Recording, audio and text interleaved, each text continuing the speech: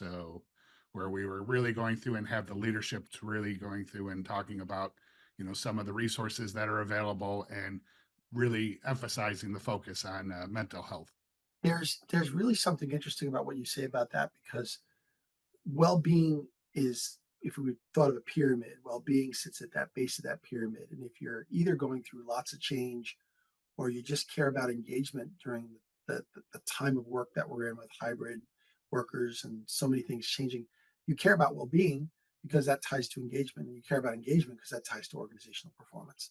So there's such a, I think seeing the full connection is something we picked up on, and it's important to us. I love that you called it out. Richard wrote something, not much is happening. There's some recognition programs, there's some upskilling happening. So the first thing I'm going to share with you are our insights. And as we're doing this, as I'm talking about them, love to hear in chat if any of these resonate with you. Yeah, I'm happy to share a bit. I think that it's interesting to see organizations that kind of had to focus on the bare necessities, I guess, for a time, that coming back into it, that they haven't had the same experience as others in some of these changes, and the democratization hasn't necessarily happened. The access, yes, maybe the modality, and doing some more kind of blended or virtual or getting more creative with asynchronous learning experiences, but I feel like that not going through that experience has been at a bit of a detriment to learning leaders who may have a different concept in mind to kind of pick up from where they were, but it's no longer that same world. So it's interesting to see the need for some more leaps in bounds in the changes made, and willingness to try things that maybe haven't been tried at that organization before. So I'm just curious, what are the challenges that they're encountering?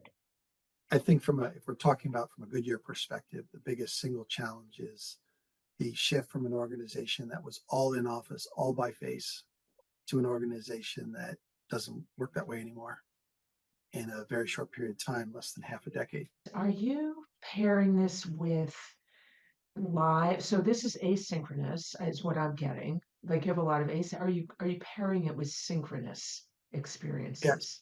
You see these little different colors there. Each of those things represents a different modality, a different thing. And you could see in there live training, absolutely. Live virtual, live, absolutely. We're not allowing that it doesn't exist. We're just cohabit. It could be that I want to do it this way. So it's a great question.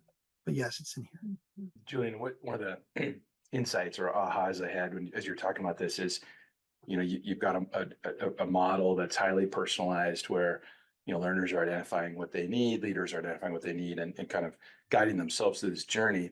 And one of the things that in another industry, like in the higher ed space, that WGUs, the SNHUs have done really well for efficacy and outcomes for learners in this online environment, is they've provided essentially a coach role, coaching at scale, really to not for one particular course, but to help them get through their journey. And I wonder if there's something there to kind of help people through that, so they're not feeling alone in that journey.